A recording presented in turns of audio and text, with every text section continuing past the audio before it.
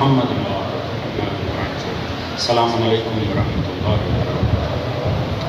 استغفر اللہ ربی واتوب اعوذ باللہ من الشیطان الرجیم بسم اللہ الرحمن الرحیم الحمد للہ الذی لم یتخذ صاحبۃ ولا ولدا ولم یکن لہ شریک فی الملک ولم یکن لہ ولی من الذل وکبرہ تکبیرا۔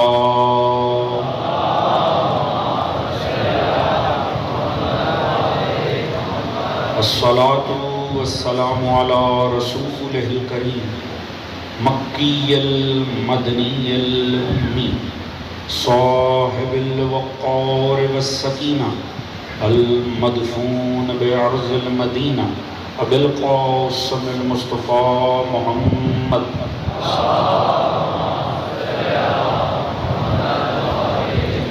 وعلى آلہ الطیبین الطاہرین المعصومین الذین اذہب اللہ عنہم الرجس وطہرہم تطہیرا۔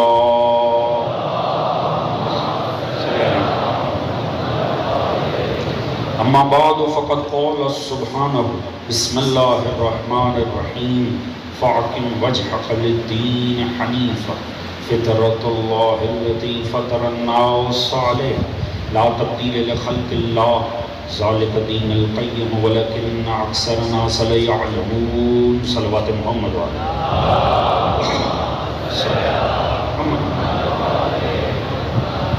دعا ہے رب کائنات وسط کے ذکر محمد و آل محمد اس فرش عزا کا بچھایا جانا، منتظمین کی یہ کاوش، آپ دوستوں کی شرکت، پروردگار اپنی بارگاہ عالی میں قبول و منظور فرما۔ آل محمد کے مقدس ذکر کے صدقے میں جو بھی نیک دلی شرعی حاجات مومنین و مومنات کے دلوں میں ہیں، خصوصاً وہ جنہوں نے حکم کیا ہے پروردگار تجھے واسطہ ہے ذکر محمد و آل محمد کا، ان سب کو قبول و منظور فرما۔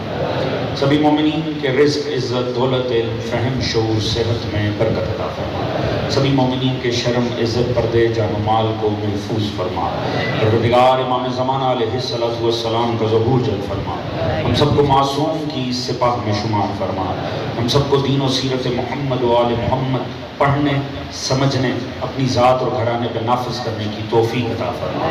اس دین آل محمد کو، اس عشق و مودت و عزائے آل محمد کو تا صبح قیامت آنے والی ہماری نسلوں میں جاری و ساری فرما۔ ہم سب کا خاتمہ بالحق بالخیر دین اہل بیت پہ قرار فرما، اور آخرت میں سبھی مرحومین سمیت ہم سب کو شفاعت محمد و آل محمد سے بہرہ مند فرما۔ ایک بآواز بلند درود پڑھنے آل محمد۔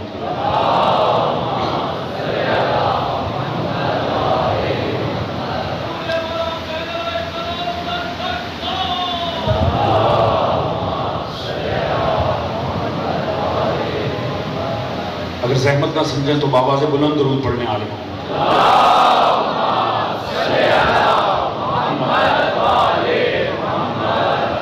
جزاک اجازت جی بات کا آغاز کیا جائے۔ حضرات سامعین، قرآن و فطرت کے عنوان پر یہ آج کی ہماری چوتھی نشست ہے۔ گزشتہ 3 مجالس میں جو عرائض آپ کے سامنے پیش کی، یقیناً اس کا کوئی نہ کوئی خاکہ آپ دوستوں کے ذہنوں میں محفوظ ہوگا۔ ابھی تک کی گفتگو یہ ہے کہ اللہ رب العزت نے ہمیں پیدا فطرت پر کیا ہے۔ معنی یہ ہے کہ دین حق پروردگار نے ہمیں ودیت کر کے اس دنیا میں بھیجا۔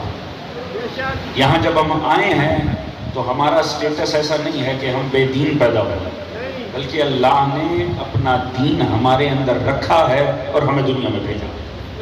لہٰذا دیندار ہونا عین فطری ہے، بے دین ہونا خلاف فطرت ہے۔ بے دین ہونا فطرت کے خلاف ہے، شرف انسانیت کے خلاف ہے بے دین ہونا۔ دیندار ہونا عین فطرت انسانی۔ یہی وجہ میں نے عرض کیا کہ انسان جب سے ہے وہ دیندار ہے۔ یہ بے دین ہونا نئی بدعت ہے انسانیت کے۔ انسان تو ہمیشہ سے ہی دیندار ہے، اور یاد رکھیے گا کہ دین کا انکار اصلاً ممکن ہی نہیں ہے، کیونکہ یہ انسان کی فطرت میں شامل ہے۔ اگر آپ اس طبقے کی جو دین کا انکار کرتا ہے، ایتھیسٹ، گاڈ لیس، جو کسی خدا کو نہیں مانتے، جو انکار کرتے ہیں سرے سے دین کو ہی انسان کے لیے معاذ اللہ بیماری تصور کرتے ہیں، اگر آپ ان کے بھی دلائل اٹھا کر پڑھیں نا یا ان سے سنیں تو آپ کو واضح ہوگا انہیں نہ خدا سے مسئلہ ہے نہ دین سے مسئلہ ہے، انہیں اس بظاہر دیندار طبقے کے رویے سے مسئلہ ہے جو خود کو دیندار سمجھتا ہے۔ تو وہ جو ہے دوستان عزیز، بات سمجھ میں آ رہی ہے دوست؟ جوان ان باتوں پہ بڑی غور فرمائیں۔ لیکن اگر آپ اس بے دین طبقے کی بات سنیں تو وہ آپ کو ہمیشہ اعتراض کرتا نظر آئے گا دیندار طبقے کے رویے پر، اور ہونا بھی چاہیے۔ جب سوکال دیندار طبقہ خود سے بارود لگا کے اللہ اکبر کا نام لے کے پھٹتا دکھائی دے گا تو دین سے بھاگا تو جا سکتا ہے، دین کے نزدیک آیا نہیں جا سکتا۔ توجہ ہے دوستوں نے؟ جب دین کے نام پر وحشت گری کی جائے گی، دین کے نام پر نفرتیں بکھیری جائیں گی تو کون دین کے نزدیک آنا پسند کرے؟ حضور یہی وجہ، اسلام دین فطرت، یہ ہے نا حقیقت، اس سے بڑی حقیقت ہی کوئی نہیں۔ اللہ نے اسلام کو ہر انسان کل مولود یولد علی فطرت الاسلام، خدا نے واضح فرما دیا کہ یہ وہ حقیقت ہے جو میں نے تم میں سے ہر کسی کے سینے میں ڈال دی۔ آپ فطرت پر کہیں سے غور شروع کریں، یہ آپ کو دین حق تک لے جائے گا۔ آپ ایک درخت سے، چیونٹی سے، سمندر سے، دریا سے، پہاڑ سے، سمندر سے، سورج سے، چاند سے، کہیں سے فطرت کا دامن تھامیں، اس نے لے جا کے آپ کو خدا علی کے پاس لے کر جانا۔ توجہ ہے دوستان؟ اسلام میں اور دیگر مذاہب میں بھی یہ بہت بڑا فرق ہے۔ دیگر مذاہب پابند کرتے ہیں کہ صرف مذہب پڑھو۔ یاد رکھیے گا، میں آپ کے سامنے ابتدا میں اسلام کا ایک بڑا حسن بیان کرنے لگا، اگر آپ حضرات کی توجہ ہو تو۔ دیگر مذاہب میں اور اسلام میں ایک بڑا فرق ہے۔ ہر مذہب نے اپنے وجود کو برقرار رکھنے کے لیے سائنس پڑھانے پر پابندی لگائی۔ نوجوان تحقیق کریں، جو عیسائیت کی گولڈن ایج کہلاتی ہے، سنہری دور، وہ دنیا میں سائنس کا ڈارک ایج تھا، یعنی سیاہ دور۔ کیوں؟ چرچ نے پابندی لگا رکھی تھی، خبردار، پوپ نے پابندی لگا رکھی تھی، سائنس نہیں پڑھنی، کیونکہ ہوتا کیا تھا، سائنس فطرت کے رازوں کو کھول دیتی تھی۔ سائنس انسان پہ فطرت کے نہاں خانوں کو کھولتی تھی، وہ جا کے ان کے ان تصورات سے ٹکراتا تھا جو انہوں نے مذہب کے نام پر قائم کر رکھے تھے۔ یعنی یہ بھی ایک مذہبی اصول تھا کہ دنیا سورج کے ارد گرد نہیں گھومتی، سورج دنیا کے ارد گرد گھومتا۔ اسے چرچ نے بطور عیسائی عقیدہ اپنا رکھا تھا، سائنس نے اس کی نفی کی۔ کتنے ہی سائنسدانوں کو صرف اس بنیاد پر قتل کر دیا گیا کہ انہوں نے نصارہ کے عقائد کی خلاف ورزی کی۔ تاریخ میں کتنی شہدائے سائنس گزرے، آخر انہوں نے فطرت کی خاطر محنت کی، اللہ تعالیٰ یقیناً ان کو اجر عطا کرے گا۔ انہوں نے فطرت کے رازوں کو کھولا انسان کے لیے، مگر چرچ نے ان کی کھال ادھیڑ دی۔ کیوں؟ اس لیے کہ انہوں نے ان کے سو کالڈ مذہب کی مخالفت کی۔ یاد رکھیں، ہر مذہب اپنے وجود کو برقرار رکھنے کے لیے فطرت اور سائنس پر پابندی لگاتا رہا۔ واحد مذہب اسلام ہے جس کا عالم جعفر صادق بیٹھ کر دنیا کو سائنس پڑھاتا چلا گیا۔ تم پڑھتے چلے جاؤ گے، خدا آل محمد کو پہچانتے جاؤ۔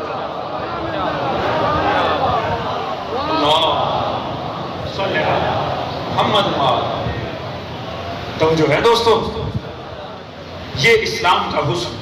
یاد رکھیے، میں نے آپ کے سامنے عرض کیا، پروردگار نے ہمیں کچھ ابتدائی نعمتوں پر توجہ دلائی، اور ان میں سے سب سے پہلی ہے عقل۔ پروردگار نے فرمایا، میں نے تمہیں اس عالم میں پچھلے 2 دنوں سے عرض کر رہا ہوں، ماؤں کے شکموں سے اخذ کیا، تم کچھ نہیں جانتے تھے، مگر تمہیں دیکھنے سننے کی حس دی، غور کرنے والی عقلیں عطا کی۔ تھوڑی سی غیر روایتی بات ہو سکتی ہے، مگر آپ کو بھی غیر روایتی کی عادت پڑنی چاہیے، آپ کو بھی ان مطالب پہ توجہ کرنی چاہیے۔ اتنا جوان یہاں پر آتا ہے، اسے کچھ لے کر بھی جانا چاہیے، بڑا لطف آئے گا، فضائل کی چاشنی رہے گی، مگر میرا ساتھ دیجیے۔ حضور دیکھیں، 2 چیزیں ایسی ہیں جو اللہ نے نا، میں نے کل ایک جملہ عرض کیا تھا، اگر آپ کی توجہ ہو، خالق احسان در احسان کرتا ہے، صرف احسان نہیں کرتا، وہ احسان پر احسان کرتا ہے۔ اس نے نعمت حیات دی ہے، یہ اس کا احسان ہے۔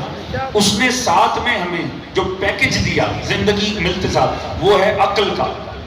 مگر احسان در احسان کیا کیا کہ جسم دیا اور عقل دی، پھر ان دونوں کو ہی اللہ نے بھوک کی نعمت عطا کی،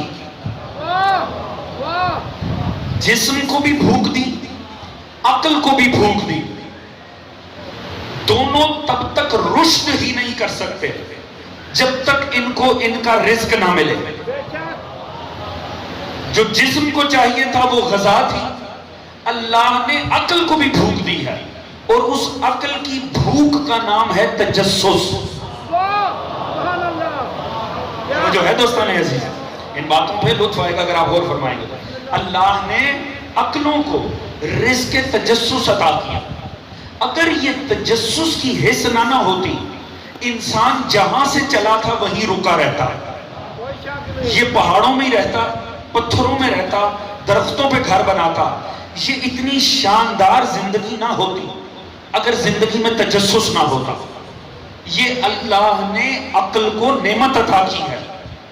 یہ جتنی آپ کو دنیا میں ترقی دکھائی دیتی ہے، یہ اس حصے تجسس کا صدقہ ہے جو انسان کو کبھی ایک حال میں ٹکنے نہیں دیتی. توجہ ہے جی؟ میں بڑی لطیف روایت عرض کرتا ہوں. اللہ نے یہ نعمت ہر کسی کو بانٹی ہے. جسے زندگی دی ہے اسے تجسس دیا.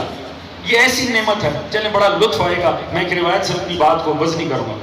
موسیٰ علیہ السلام طور پہ جا رہے تھے، پروردگار سے ہم کلام ہونا. جناب موسیٰ علیہ السلام، آپ جانتے ہیں جب انسان پہاڑ پہ چڑھتا ہے نا تو بڑا سوچ سمجھ کے قدم رکھتا ہے تاکہ کسی نازک پتھر پہ پاؤں نہ آئے، میں گر نہ جاؤں. وہ جیسے ہی قدم اٹھا رہے تھے نا، ایک پاؤں اٹھایا تو پاؤں کے نیچے ایک پہاڑی چھپکلی آ گئی. جیسے اسے دیکھا تو ٹھٹک گئے.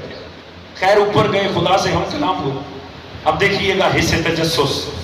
تھوڑی دیر بعد پروردگار سے یوں ہی گفتگو میں فرمایا، یا اللہ یہ تو نے چھپکلی کو کیوں خلق کیا؟ تجسس. یا اللہ یہ تو نے چھپکلی کو کیوں خلق کیا؟ پروردگار نے فرمایا، موسیٰ تمہیں ایک لطیف بات بتاؤں، ابھی چھپکلی مجھ سے یہ پوچھ رہی تھی تو نے موسیٰ کو کیوں خلق کیا؟ توجہ ہے دوستان عزیز؟ یعنی اس حص کو تجسس، اللہ نے مخلوقات میں تجسس رکھا. اگر یہ تجسس نہ ہو، نئے راز ہی نہ کھلو. دیکھیں بچہ دنیا میں آیا، ابھی اس کے پاس صرف فطرت کا خزانہ ہے. وہ بچہ جسے کہیں نہ پڑھایا گیا ہو، کسی اسکول میں نہیں گیا، کسی مدرسے میں نہیں گیا. ابھی ہم سب چھپ جائیں، یہاں پر ہم سب چھپ جاتے ہیں. ایک چھوٹے بچے کو، 6-7 ماہ کا بچہ جو ماں کو ماں نہیں کہہ سکتا، باپ کو باپ نہیں کہہ سکتا، آپ اسے یہاں بٹھا دیں سینٹر میں، سب چھپ جائیں، آواز پیدا کریں، اسے پکاریں. بتائیں بچے کا رویہ کیا ہوگا؟ بچہ فوراً آواز کی جانب متوجہ ہوگا. بچہ تلاش کرے گا یہ آواز آئی کہاں سے ہے، یعنی وہ اس کا سورس تلاش کرے گا. صاحبان فہم بیٹھے ہیں، میں نے بات کو بڑی ایک لطیف جگہ سے آج آغاز کیا، میں جوانوں کی توجہ چاہتا ہوں. دیکھیے ابھی اس بچے نے کسی مدرسے میں علت و معلول کا قانون پڑھا؟ ابھی وہ کسی اسکول کالج میں گیا جہاں اسے فاعل و مفعول پڑھایا گیا ہو؟ اسے کسی نے بتایا کہ جب بھی کوئی فعل ہو کوئی فاعل ہوتا ہے؟ بات پہنچ رہی دوست کہ نہیں؟ ابھی اس نے علت و معلول کا قانون پڑھا ہے، اسے پتا ہے کہ جب بھی کوئی کام ہو تو کوئی علت، اس کی ریزن کوئی ہوتی. ابھی وہ کسی مدرسے میں نہیں گیا، کسی اسکول کالج میں نہیں گیا. اسے یہ کس نے بتایا کہ کام ہوئے تو کوئی کرنے والا بھی ہے؟ بچہ کیوں تلاش کر رہا ہے؟ بچہ چھوڑ کیوں نہیں دیتا کہ بھئی آواز پیدا ہوئی خود بخود ہو گئی ہوگی؟ نہیں، اس کی عقل سلیم یہ ماننے کو آمادہ نہیں ہے کہ کام ہوا ہے کوئی کرنے والا نہیں ہے. اس کا مطلب ہے یہ فطرت میں موجود ہے کہ کچھ دیکھو نا تو اس کا سورس تلاش کرو. اللہ جانے بات پہنچ رہی ہے کہ نہیں؟ یہی تو خدا چاہتے ہیں. اے انسان، جب 6 ماہ کا بچہ ایک کام دیکھ کر یہ بات نہیں مان رہا کہ کام ہوا ہے کوئی کرنے والا نہیں ہے، اتنی بڑی کائنات دیکھ کر تو کیسے کہہ دیتا ہے کائنات تو ہے کوئی بنانے والا نہیں؟ جو ہے دوستان عقل کے اندر فطرت کی روشنی میں اتنی طاقت موجود ہے کہ اگر آپ اسے آزاد چھوڑ دیں تو فطرت آپ کو لے جا کر خدا سے ملا دے. نہ مدرسہ چاہیے، نہ اسکول چاہیے، نہ عالم چاہیے، نہ تربیت چاہیے. یاد رکھیں فطرت سلیم میں اتنی طاقت ہے، خدا سے ملا سکتے۔ آئیے اب ہم قرآن کی جانب بڑھتے ہیں، اور دیکھیے اس میں فضائل کی چاشنی بھی ہے، لطف بھی آئے گا، بس یہی تک تمہید کا مرحلہ تھا۔ توحید عقلی کو جس پیغمبر نے سب سے زیادہ پیش کیا ہے نا قرآن میں، وہ ہے حضرت ابراہیم علیہ السلام۔ حضرت ابراہیم کے متعلق یہ ہے کہ آپ خدا سمجھاتے تھے دیگر دلائل سے نہیں، عقل کے دلائل کی روشنی سے۔ پروردگار نے اس کا ایک منظر ہمارے سامنے کوٹ کیا ہے، اگر اجازت دو تو میں قرآن سے پیش کر دوں آپ کو۔ سورہ مبارکہ یہ نام ہے، 75 سے آیات آپ آگے بڑھتے چلے جائیں، 79 سے لے کے 80 تک آیات چلیں گی۔ دیکھیے ابراہیم کس طرح فطرت انسانی کو جگا رہے ہیں۔ یاد رکھیں جتنے انبیاء آئے نا، یہ باہر سے خدا دینے نہیں آئے، یہ باہر سے کچھ دینے نہیں آئے، یہ صرف آپ کی عقلوں کو روشن کرنے کے لیے آئے تھے۔ آپ کے امام مولا امیر نہج البلاغہ فرماتے ہیں وَيُسَيِّرُ لَهُمْ دَفَائِنَ الْعُقُولِ، مولا نہج البلاغہ میں فرماتے ہیں کہ یہ انبیاء آئے تمہاری عقلوں میں چھپے ہوئے خزانوں کو نکالنے کے لیے۔ اللہ کی قسم بڑی لطیف بات ہے مولا علی کی، فرماتے ہیں یہ تمہاری عقلوں کو رشد دینے کے لیے آئے تھے۔ یاد رکھیں وہ مجلس نہیں جس میں عقل کو رشد عطا نہ ہو۔ وہ جو ہے جی یہ انبیاء کی وراثت ہے، یہ منبر انبیاء کی وراثت ہے۔ انبیاء آئے تھے تاکہ عقلوں کو پروان چڑھا۔ اب دیکھیں ابراہیم ہمیں اس کا ایک منظر کوٹ کر رہے ہیں، سورہ مبارکہ انعام 75ویں آیت سے۔ پروردگار نے ہمارے لیے کچھ نشانیاں رکھی۔ آپ جانتے ہیں مولا امین نے فرمایا من عرف نفسہ فقد عرف ربہ، جو خود کو پہچان گیا وہ رب کو پہچان گیا۔ اور سورہ فصلت میں پروردگار فرماتا ہے یہ یاد رکھو کہ ہم تمہیں آسمان و زمین میں بہت سے مظہر دکھائیں گے، کیوں؟ تاکہ تم یقین کرنے والوں میں سے ہو جاؤ۔ اب اس کی ایک مثال ہے، اللہ رب العزت نے ابراہیم کو جس قوم میں بھیجا نا، اب یہاں سے بات کا آغاز ہے اور میں ذرا جوانوں کی توجہ چاہوں گا۔ اس قوم کا مزاج یہ تھا اس نے اپنے ہی بنا رکھے تھے۔ توجہ ہے جی، کس کس کو بنا رکھا تھا؟ چاند کو مانتے تھے، ستاروں کو مانتے تھے، سورج کو مانتے تھے، اپنے ہی بنا کے مان لیتے تھے۔ اب ان میں آئے ابراہیم علیہ السلام۔ اب ابراہیم نے ان کی عقل فطری کو کیسے زندہ کیا؟ وَكَذَلِكَ نُرِي إِبْرَاهِيمَ مَلَكُوتُ السَّمَاوَاتِ وَالْأَرْضِ وَلَيَكُونَ مِنَ الْمُوقِنِينَ۔ پروردگار نے فرمایا ہم نے آسمان میں کچھ ملکوت دکھائے ابراہیم کو تاکہ وہ یقین کرنے والوں میں سے ہو جائے۔ فَلَمَّا جَنَّ إِلَيْهِ اللَّيْلُ رَأَى كَوْكَبًا، رات کا وقت ہوا، ستارہ آسمان پر آیا۔ ابراہیم ستارہ پرستوں کے درمیان جا کر بیٹھ گئے۔ جب ستارہ آیا نا، ابراہیم نے فرمایا ہاذا ربی، کیا یہ میرا رب ہے؟ کیونکہ وہ اسے رب مانتے تھے، تو ابراہیم نے فرمایا ہاذا ربی، یہ میرا رب ہے۔ فلما افلا، وہ ڈوب گیا۔ ابراہیم نے جو جملہ کہا ہے وہ بڑا لطیف ہے دوستو، توجہ چاہوں گا۔ فرمایا لا احب الآفلین، جو ڈوب جائے نا انہیں تو میں پسند ہی نہیں کرتا۔ توجہ ہے دوستان عزیز، دیکھیں ستارے بہت اچھے ہوتے ہیں، اس میں شک نہیں ہے، مگر ستاروں کا ایک مسئلہ ہوتا ہے، جیسے ہی ظلم کی بدلی چھائے نا یہ فوراً ہی غائب ہو جاتے ہیں۔ اللہ جانے میری بات پہنچ رہی ہے کہ نہیں پہنچ رہی؟ توجہ ہے جی، فرمانے لگے لا احب الآفلین، میں ڈوبنے والوں کو تو پسند ہی نہیں کرتا۔ فلما رأى القمر بازغا، اتنے میں چاند نمودار ہوا۔ اب چاند کی ماننے والی بھی قوم بیٹھی ہے۔ فرمایا ھذا ربی، کیا یہ میرا رب ہے؟ فلما افلا، وہ بھی ڈوب گیا۔ کہنے لگے لئن لم یہدننی ربی لاکونن من القوم الظالمین، یہ تو اگر میرا رب میری ہدایت نہ کرے میں تو ظالم میں سے ہو جاؤں گا۔ توجہ ہے جی، یہ تو میرا رب، یہ تو ڈوبے ہوئوں کو مانتے ہیں۔ فلما رأى الشمس بازغا، اتنے میں سورج نمودار ہوا۔ رات گزری، سورج نکلا۔ فرمانے لگے ھذا ربی، یہ میرا رب ہے۔ ھذا اکبر، یہ تو بہت بزرگ بھی ہے۔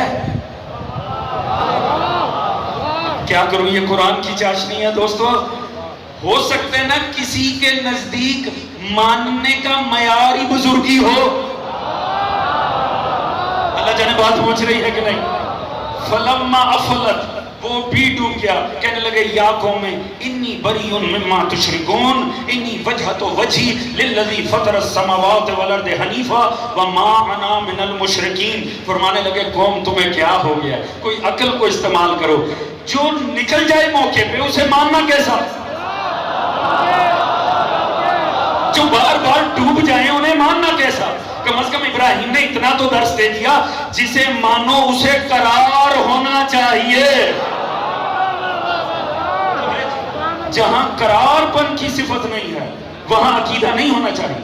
مگر یہاں جملہ بڑا لطیف استعمال کیا، فرمایا اگر لَإِن لَمْ يَهْدِنِي رَبِّي لَأَكُونَنَّ مِنَ الْقَوْمِ الظَّالِمِينَ، اگر میرا رب میری ہدایت نہ کرے میں تو ظالمین میں سے ہو جاؤں گا۔ دوستو آج تک اس امت میں بحث ہے کہ ظالمین کون ہوتے ہیں اور اس کی ضد میں صراط مستقیم پر کون ہوتے ہیں۔ آپ ہر نماز میں کہتے ہیں یا اللہ ہمیں صراط مستقیم پہ رکھ، کن میں سے نہیں ہونا؟ ظالمین میں سے۔ ان میں سے کسی ایک کی تعریف مل گئی نا تو دوسرا خود بخود سمجھ میں آ گئے، کیونکہ تعریف الاشیاء بازدادہ، چیزیں اپنی ضدوں سے پہچانی جاتی ہیں، روشنی اندھیرے سے پہچانی جاتی ہے، سیاہ سفید سے پہچانا جاتا ہے۔ اگر ایک کی تعریف مل گئی تو دوسرے کو سمجھ آ جائے۔ ساری امت صراط مستقیم مانتی ہے، مگر ابراہیم سے پوچھیں صراط مستقیم پہ ہوتے کون ہیں؟ صراط مستقیم پہ کون کہلاتے؟ ابراہیم کہہ رہے ہیں یا اللہ اگر تو میری ہدایت نہ کرے میں تو ظالمین میں سے ہو جاؤں گا۔ اس کا مطلب ہے ابراہیم کی نظر میں جو اپنے بنائیوں کو پوجیں، اللہ جانے میری بات پہنچ رہی ہے کریں، جو خود بنا کے مانے وہ ظالمین پر ہوتے ہیں۔ تو دوستو جب اپنے بنائیوں کے پیچھے چلنا ظالمین ہوتا ہے تو خدا کے بنائیوں کے پیچھے چلنا صراط مستقیم جو ہے دوستان، جو اپنے بنا کے پیچھے چلیں گے وہ ظالمین رہیں گے، جو خدا کے بنائیوں کے پیچھے چلیں گے وہ صراط مستقیم پر گئے۔ ابراہیم بتا رہے ہیں کہ عقل کی روشنی میں فیصلے کرو، عقیدے کو ہمیشہ عقل کی سپورٹ ہونی چاہیے۔ یہی وجہ دوستان عزیز، پروردگار جب بھی اپنے اوپر توجہ دلاتا ہے نا، یہ اس کا کمال ہے، وہ ہمیشہ فطرت سے رجوع کرواتا ہے۔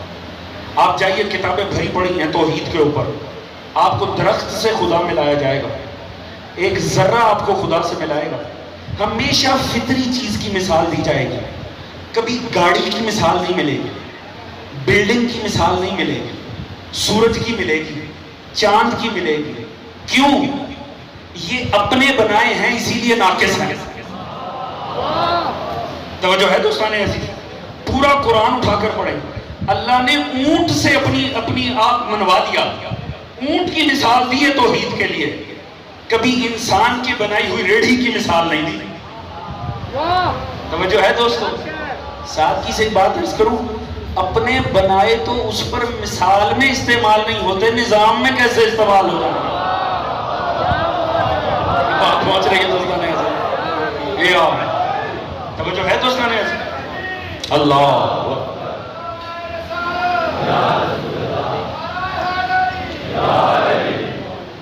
توجہ ہے دوستان عزیز۔ وجہ کیا ہے؟ خدا ہمیشہ فطری شے سے کیوں مثال دیتے ہیں؟ کیونکہ فطرت کامل ہے، فطرت میں کوئی کھوٹ نہیں ہے۔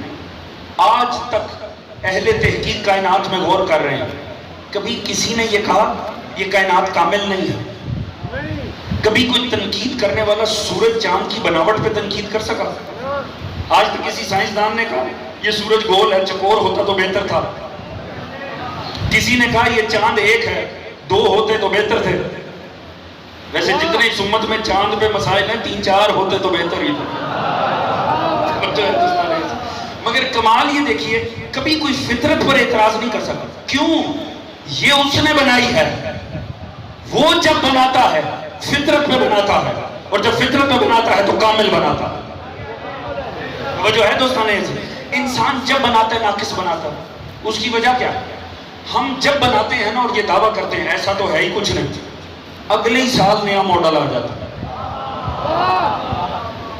جوان اتنی مشکل سے پیسے جوڑ کے سیل فون لیتے ہیں، سال نہیں گزرتا پتہ چلتا نیا مارکیٹ میں آ گیا، وہ پچھلے ہی جیب میں برا لگنے لگتا ہے۔ اور کمپنیوں کا بھی کمال دیکھو، شے بنائیں گی دعوے کریں گی اس جیسا تو ہے ہی کچھ نہیں، یہ تو ہم نے سب سے کامل بنایا ہے۔ اگلے سال خود ہی مشہوری میں لے آئیں گے. یہ جو اب آیا ہے نا اس جیسا تو ہے ہی کوئی نہیں. انسان کی خباثت دیکھیے, ہر دفعہ نیا بنا کر کہتا ہے ایسا تو ہے ہی کوئی نہیں. پتہ نہیں آپ کیا سن رہے ہیں, میں کیا سنا رہا ہوں. توجہ ہے دوستان, یہ انسان کا ٹیلنٹ دیکھیں, یہ ہر دفعہ ایک نیا بنا لیتا ہے, پھر کہتا ہے جیسے یہ بنا ہے نا یہ سب سے ٹھیک بنا ہے. اب اگر یہ ویسے بنا ہی نہیں جیسے پچھلا بنا تھا تو دونوں میں سے ایک تو غلط ہوگا.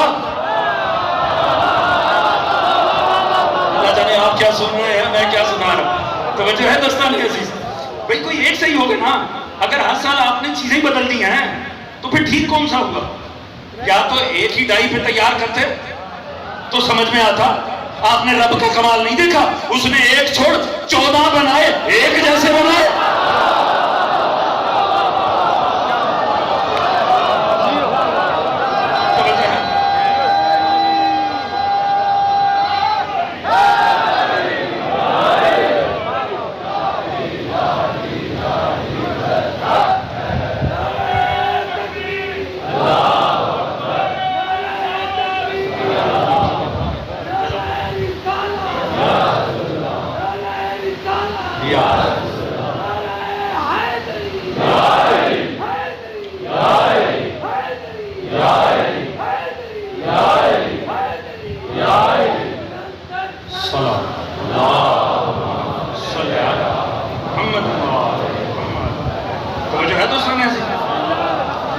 جوان اس پہ غور فرما, یہ انسان کرتا کیا؟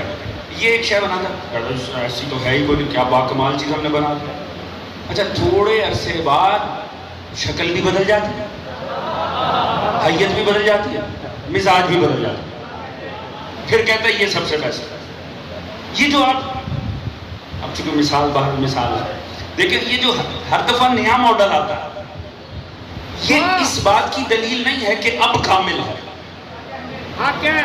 یہ اعتراف ہوتا ہے کہ جو پہلے تھا وہ ناقص تھا.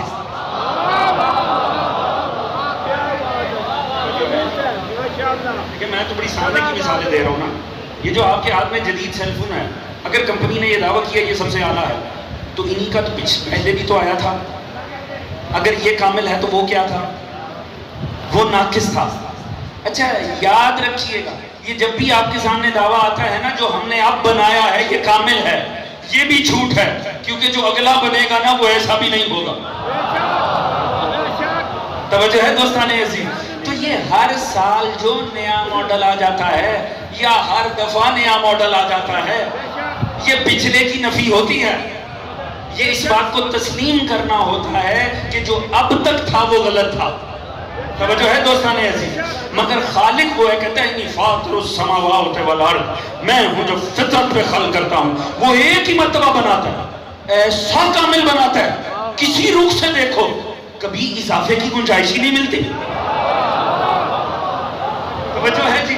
انسان چیز بناتا ہے, اگلے سال نیا ماڈل آ جاتا ہے. ایک شے بناتا ہے, اگلی دفعہ نہیں لے آتے ہیں. پروردگار وہ کریم ہے, وہ سب سے پہلے جسے بناتا ہے وہی اپنے میں محمد ہوتا,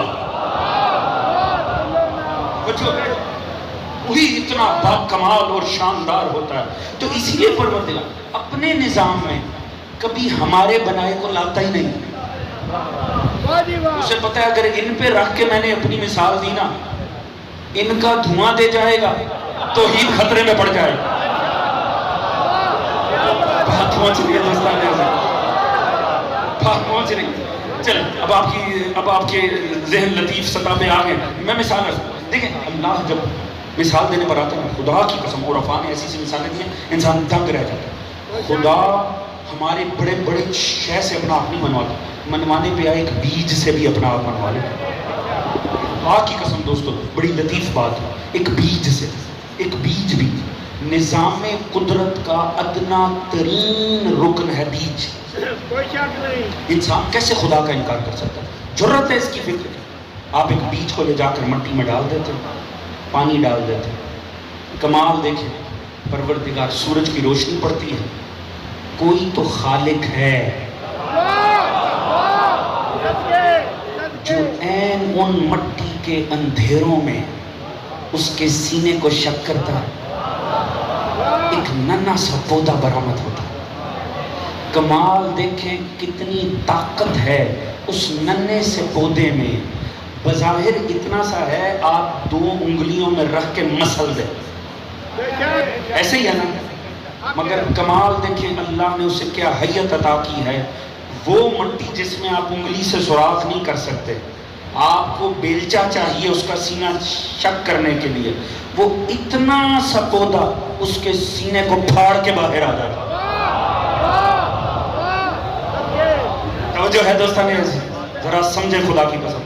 کمال یہ دیکھیں جہاں آپ بیج ڈال کر آئے نا حضور, وہاں زیر زمین ہزاروں نہیں, لاکھوں نہیں, کروڑوں چیونٹیاں ہیں.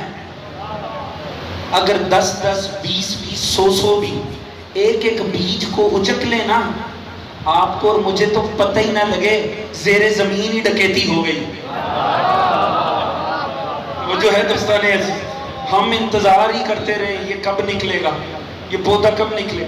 یاد رکھیں رزق کے جتنے بھی ذرائع ہیں وہ سارے زمین سے تعلق رکھتے ہیں.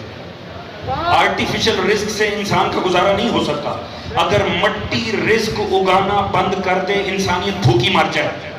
توجہ ہے, کروڑوں چیونٹیاں اندر ہیں, ہزاروں بھی ایک ایک بیج حضور لے جائیں, آپ کو اور مجھے تو پتہ ہی نہ چلے.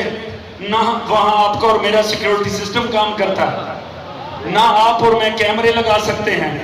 کوئی تو خالق ہے جو زیر زمین بھی چونٹی کو اس کا رزق دیتا ہے, آپ کے اور میرے رزق کو چھونے نہیں دیتا.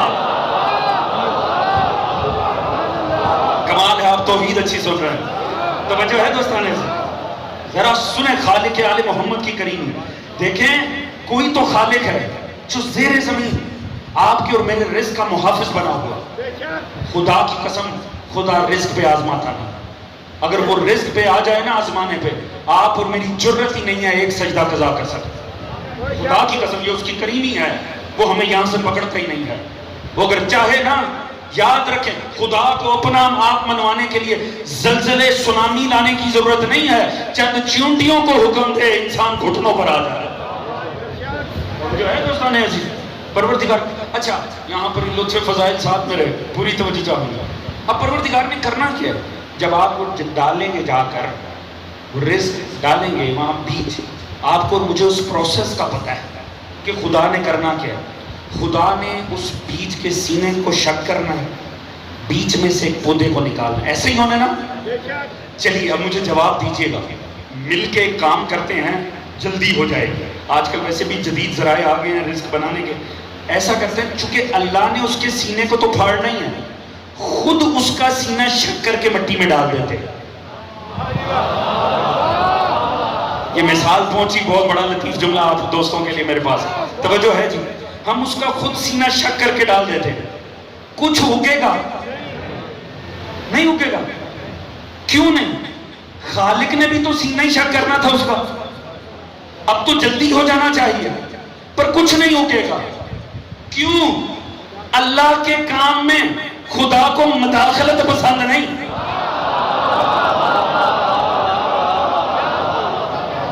بہت سارے دوست پہنچ گئے ہیں, میں بات کی وضاحت کر دیتا ہوں. حضور یاد رکھیے گا, یہ ہے نظام تخلیق. اس کے کیا اجزاء ہیں؟ یہ درخت, پہاڑ, چرند پرند. اس سے اعلیٰ ہے نظام ہدایت. اس میں انبیاء, اولیاء, ائمہ. خود سوچیں دونوں نظاموں میں تفاوت کتنا ہے, کتنا زمین و آسمان کا فرق ہے. مجھے ایمان سے بتائیے گا, جو خدا ادنا ترین نظام کے ابتدائی ترین مرحلے میں اس بے اوقات انسان کا مشورہ قبول نہیں کرتا, وہ نظام ہدایت کے ہادی اس انسان سے پوچھ کے بنائے گا. جو ہے دوستوں نے نظام ہدایت میں انسان کا دخل, پروردگار جب بناتا ہے وہ کامل ہی بناتا ہے. انسان جب بھی خود سے بناتا ہے وہ ناقص ہی ثابت ہوتا ہے. یہ کائنات اتنی کامل ہے کیونکہ ہر شے فطرت کے اوپر بنی. توجہ ہے حضور حضرت آیت اللہ جوادی عاملی, انہوں نے کتاب لکھی علی مظہر اسمائی حسنائی الہی. توجہ ہے جی, علی مظہر اسمائی حسنائی الہی. انہوں نے مولا پوری توجہ ہے، میں کچھ فضائل عرض کروں آپ کے سامنے دوست، تھکے تو نہیں بیٹھے ہیں نا. وہ مولا امیر کے متعلق انہوں نے ایک مثال دی ہے، ذہن میں رکھیے گا. کائنات فطرت پہ بنی ہے، کامل ہے. انہوں نے اس میں ایک جملہ لکھا ہے، عنوان ہی کتنا حسین ہے، علی مظہر اسمائی حسنائی الہی. اس میں جملہ لکھا ہے، حضور لطف آ جائے، روح تک شاد ہو جائیں اگر بات سمجھیں. فرماتے ہیں علی ہمتائی جہان آفرین شخص، فرماتے ہیں علی اس کائنات کا ہمسر ہے،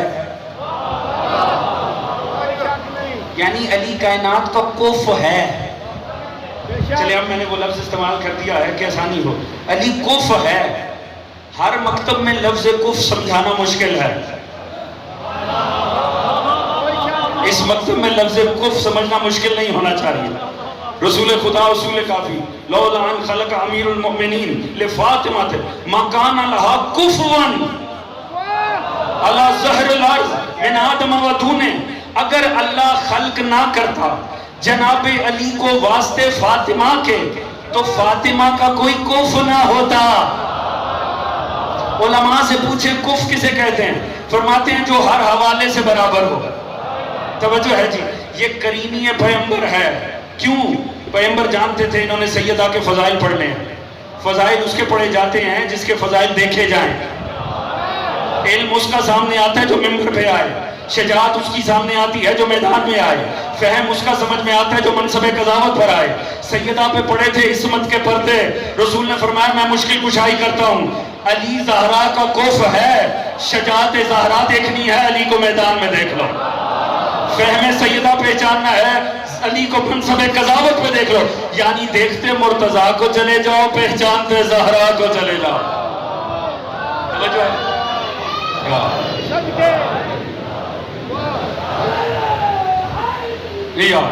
فرماتے علی جہان کا کفر. اب اس کے اوپر انہوں نے تفصیل کن معنوں میں کہہ دیا کہ علی جہان کا ہمسر ہے؟ وہ فرماتے ہیں ان معنوں میں یہ کائنات اپنے ہر رخ سے کامل ہے. آج تک فکریں اس میں غور کر رہی، کبھی کوئی اس کے کسی رخ پر عیب نہیں لا سکا. کسی نے یہ نہیں کہا یہ سمندر ٹھیک نہیں ہے، کسی نے یہ نہیں کہا سورج ٹھیک نہیں ہے. فرماتے ہیں یہی حال علی کا ہے. 1400 سال سے نقاد علی پر غور کر رہے ہیں، کبھی کوئی تنقید نہیں کر سکے ذات علی پر. علی کو جس رخ سے دیکھا وہ کامل دکھائی دیا. پھر اگلی بات لے کر آئے، فرماتے ہیں یہ کائنات کامل ہے. معنی کیا ہے؟ فرماتے ہیں اہل عقل حیران ہیں، کائنات میں غور کر رہے ہیں، آج تک کائنات سمٹ ہی نہیں رہی. جوانوں نے پڑھ رکھی ہوگی بگ بینگ تھیوری. یہ جہان بن نہیں گیا، یہ بن رہا ہے. توجہ ہے جی؟ سائنس بھی بتاتی ہے یہ کائنات ہر لمحے آگے بڑھ رہی ہے. سائنس نے تو بگ بینگ تھیوری اب دی ہے. علامہ اقبال نے تبھی کہا تھا کہ شاید کہ کائنات ناتمام ہے، شاید کہ آ رہی ہے دمادم صدائے کن فیکون. لگتا ہے یہ کائنات ناتمام ہے، شاید کہ آ رہی ہے دمادم صدائے کن فیکون. یعنی یہ کائنات بن نہیں چکی، ہر لمحے بن رہی ہے. فرماتے ہیں علی ہمسر کائنات ہے، علی کو فضائل مل نہیں چکے. علی کے فضائل میں غوطہ زنوں سے پوچھو، جتنا ڈوبتے ہیں اتنے ہی فضائل بڑھتے چلے جاتے ہیں. یعنی کوئی نہ حد کائنات کی ہے نہ علی ابن ابی طالب کی. تو حضور وجہ کیا ہے؟ کیونکہ اللہ نے فطرت پر بنایا ہے. اسی لیے پروردگار فرما رہا ہے میں وہ ہوں جس نے فطرت پر خلق کیا. یعنی ایک ہی بار بناتا ہوں، شاندار بنا دیتا ہوں. یہی وجہ ہے دوستو، جنہوں نے اپنے بنائے تھے انہیں بار بار بنانے پڑے، ہر بار بنانے پڑے. کبھی کیسے بنائے، کبھی ویسے بنائے، اور جیسے جیسے بنائے وہ ساروں نے دیکھ لیے. حشر امت کا سامنے ہے. اللہ نے ایک محمد بنایا تھا، اسے نیا نہیں بنایا نہ پڑا، اسی کی کاپیاں خدا نکالتا چلا گیا. اللہ نام بدلتا چلا گیا، کردار وہی رکھے. کیوں؟ خدا ایک دفعہ بناتا ہے اور شاندار اور کامل بنا دیتا ہے. اسی لیے حضور فطرت اللہ کی وہ نعمت ہے، وہ حسن ہے جو اس نے اپنے انسان کو عطا کیا. اس نے کہا انسان میں نے تجھے فطرت پہ خلق کیا، تجھے غور کرنے والی عقل دی ہے. جوانوں، اللہ نے آپ کو بہترین اذہان عطا کیا. انہیں علوم آل محمد میں غوطہ زن کریں، اور اس کائنات کے سے لطف اٹھائیں. یاد رکھیے تھکی ہوئی زندگی نہیں جینی، خصوصاً وہ بچے جو پڑھنے والے ہیں، وہ جوان جو اسکول اور کالجوں میں، وہ جو مختلف ہنر کے اندر ہیں، اپنے آپ کو اس کے اندر کمال کے درجے پر لے جائیں، کیونکہ آپ کسی بے کمال کے نہیں، علی کے ماننے والے ہیں. آپ میں سے ہر کوئی اس مکتب کا ستارہ ہے، ہر کسی نے اس مکتب کی خدمت کرنی ہے. جتنا جوہر ہوگا اتنی ہی خدمت کر پائیں گے. لہٰذا اپنے آپ کو صاحب جوہر بنائیے. اللہ نے آپ کو فطرت پر خلق کیا. یہ دین بہت سی قربانیاں مانگتا ہے. یہ دین چاہتا ہے آپ اس قابل تو ہو کہ اس کے کام آئیں. اور یاد رکھیں، اگر کسی نے دیکھنا ہو نا یہ دین کس حد تک مانتا ہے تو سیکھیں جناب زینب عالیہ کی ذات سے. دوستو جانتے ہیں نا آج کس کا مسائل ہے؟ اس مکتب کی نا ایک بڑا حسن ہے، اور اس مکتب کا حسن ہے اس مکتب کی مائیں. ہر وہ جس نے سیاہ لباس پہنا ہے نا وہ فرش عزا پہ بیٹھا ہے، وہ میری بات کو بڑے اچھے سے سمجھے گا. اس مکتب کا معجزہ اس مکتب کی مائیں ہیں. یہ جتنے یہاں بیٹھے ہیں نا، یہ باپ کی محنت کم ہے، ماں کی تربیت زیادہ ہے. دنیا کی ہر ماں خطرہ دیکھے بچے کو چھپا دیتی ہے. ان ماؤں نے کس سے سیکھا ہے کہ جب بات عزاداری پر آ جائے تو بچے کو گھر میں نہیں رہنے دینا. یہ کوئی تاریخ میں ایسی ماں گزری ہے کہ جس نے اپنے بچے حسین پہ وارے ہیں. یہ اس ماں کی سیرت ہے کہ آج بھی ان ماؤں کے کلیجے اتنے بڑے ہیں. پتہ ہے مجلس میں جائیں گے تو خطرہ ہو سکتا ہے مگر گھر میں رہنے نہیں دیتی. یہ اس زینب کا احسان ہے جس نے ساری اولاد وار دی حسین ابن علی پر. جب پتہ لگا نا بھائی جا رہا ہے، بی بی گھر میں آئی. اس بی بی نے وہ کیا جو کبھی نہیں کیا تھا. عبداللہ ابن جعفر طیار رئیس مدینہ گھر میں داخل ہوئے نا، کلیجہ ہاتھ میں آ گیا. پہلی دفعہ دیکھا علی کی بیٹی مٹی پہ بیٹھی ہوئی. پہلی دفعہ زندگی میں دیکھا زینب مٹی پہ بیٹھی ہوئی. فوراً عبداللہ کی سامنے بیٹھ گئے. کہا شہزادی میری زندگی میں میرے گھر پہ آپ مٹی پر بیٹھیں گی؟ کہا عبداللہ فقط آج میں سوالی بن کر آیا اس لیے مٹی پر بیٹھی. حسین خاطر تو زینب بھی مٹی پر بیٹھ گئے. کہا ایک سوال کرنا ہے، آج سوالی بن کر آئے. فرمایا حکم کیجئے. کہا میرا بھیا مدینہ ترک کر رہا، خدا را زینب کو جانے کی اجازت دے. عبداللہ نے پکڑ کے اٹھایا جناب زینب کو. کہا عالیہ بیٹھنے کی ضرورت نہیں ہے مٹی پر. جب آپ کے بابا نے آپ کو میرے نکاح میں دیا تھا نا تو مجھ سے ایک بات کی تھی تنہائی میں.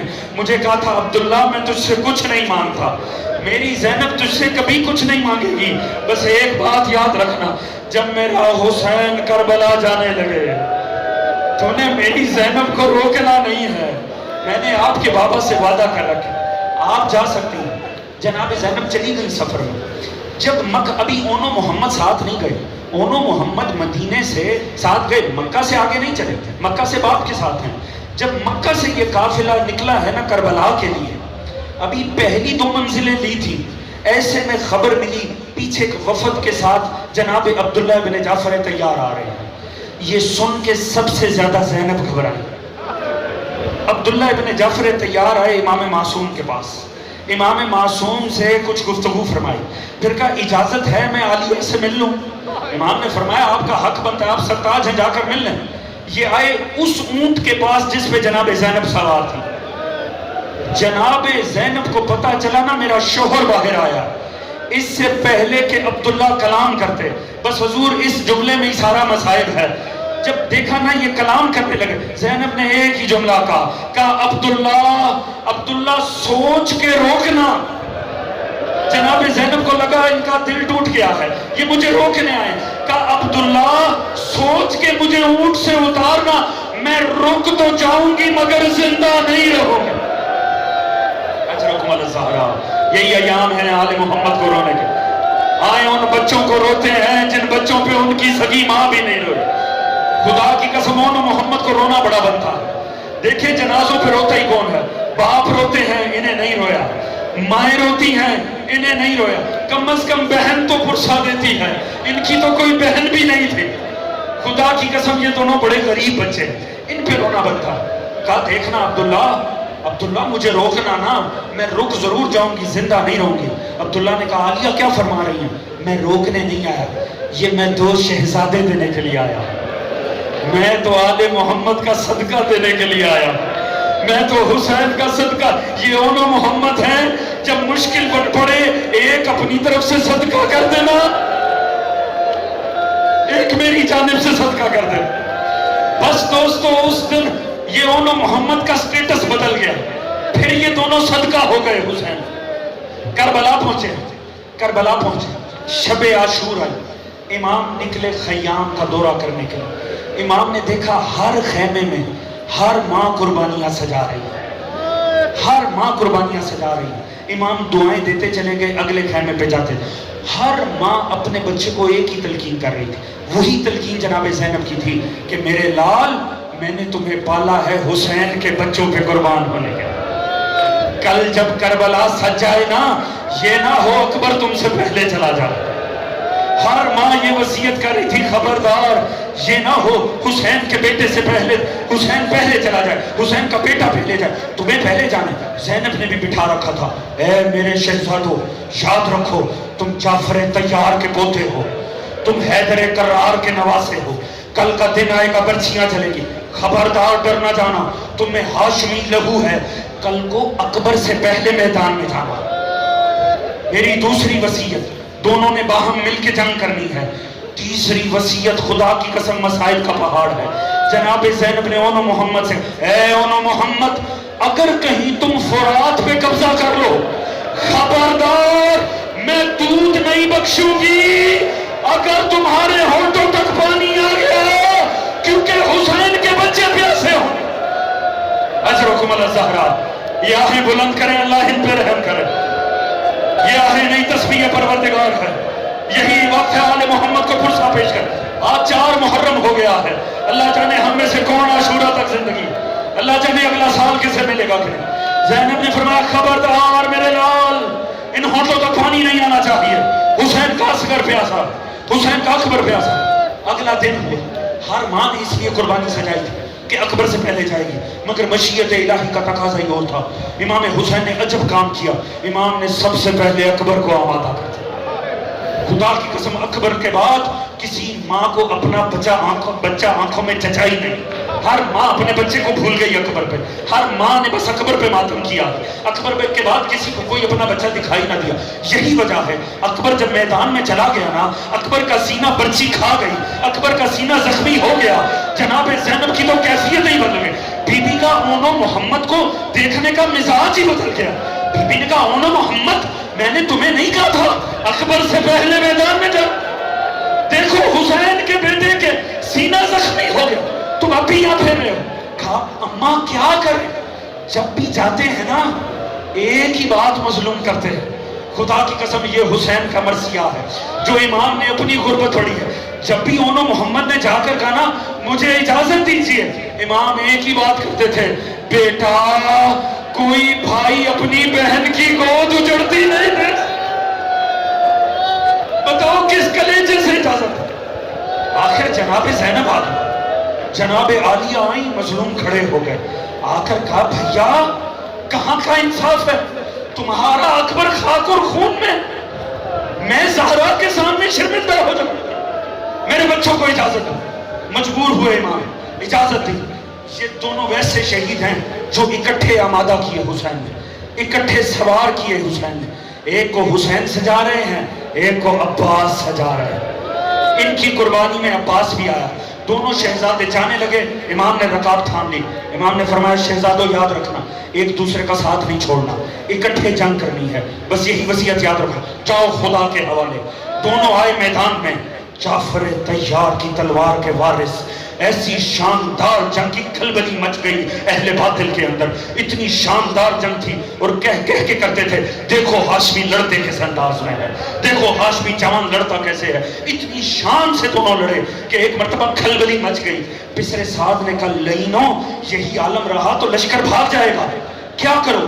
اس نے کہا پلان کرو، ان دونوں کو آپس میں جدا کرو، جب تک جدا نہیں ہوں گے ہم ان پہ فتح نہیں پائیں گے۔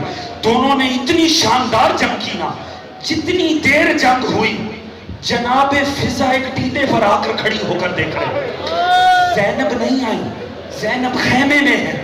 ایک مرتبہ فضا نے دیکھا اونو محمد لڑتے لڑتے فرات تک چلے گئے۔ اب یہ رونے کا جملہ ہے دوستو، جب دیکھا نا اونو محمد فرات میں داخل ہوئے، فضا بھاگتی ہوئی خیمے میں، کہا عالیہ مبارک ہو، آپ کے بچوں نے فرات پہ قبضہ کر لیا۔ اتنا سننا تھا، زینب کانپ کے زمین پہ گری، سر سجدے میں رکھا، کہا یا اللہ کہیں میرے بچے پانی نہ پی لے، حسین کے بچے پیاس۔ اجرکم اللہ زہرا، یہ آنسو جناب زینب کے حصے کے آنسو، ان بچوں کو رونا بنتا ہے، ان پہ ماں نہیں روئی دوستو۔ وہاں ظالموں نے دونوں کو جدا کیا، دونوں کو جدا کیا۔ جب الگ الگ ہو گئے انہوں نے کہا ایسے ان کے نزدیک ہی کوئی نہ جائے، دور سے پتھر مارو، تب تک مارو جب تک نڈھال نہ ہو جائے۔ بس دوستو دونوں کو چوگر سے گھیرا گیا، پتھر مارے گئے، اتنے پتھر مارے گئے، زینب کے دونوں شہزادے نڈھال ہو گئے۔ جب دیکھا نا اب دونوں میں لڑنے کی سکت نہیں رہی، پھر تلواریں بھی آ گئی، پھر نیزے بھی آ گئے، پھر بھالے بھی آ گئے۔ اب یہ مظلوم کے اوپر حسین ابن علی پر کربلا میں جو غریب ترین لمحے آئے ان میں یہ لمحہ ہے، کیونکہ امام کی یہ سیرت تھی، امام نے ہر شہید کو جا کر وصول کیا۔ امام نے کسی کو نہیں بھیجتے تھے، نہ اکبر کو، نہ عباس کو، نہ حبیب کو، کسی کو نہیں، ہر کسی کو خود لاتے تھے۔ یہاں مظلوم پر غربت بنائی، دونوں شہزادوں نے اکٹھے زین کو چھوڑ دیا۔ جیسے ہی دونوں نے پکارا میرا مولا مجبور ہوا، اور ایک طرف ہے محمد ایک طرف ہے، کہا عباس میری نصرت کر، ایک کو میں لے کر آتا ہوں، محمد پر تو چلا جا۔ سلامت رہی اجرکم اللہ زہرا۔ ایک مرتبہ دونوں کو جا کر وصول کیا۔ علماء نے لکھا ایک شہید ہو گیا تھا، ایک میں کچھ زندگی کی رمق تھی۔ اب جب مولا لے کر آ رہے تھے نا، اب مولا کی عادت تھی جب بھی کوئی شہید لاتے تھے نا، مولا اس کی ماں کو آواز نہیں دیتے تھے، ہمیشہ جناب زینب کو آواز دیتے تھے اور فرماتے تھے زینب میں فلاں لا رہا ہوں، اس کی ماں کو تھام لو۔ ہمیشہ کہتے تھے ماں کو تھامو۔ اب غربت ہے،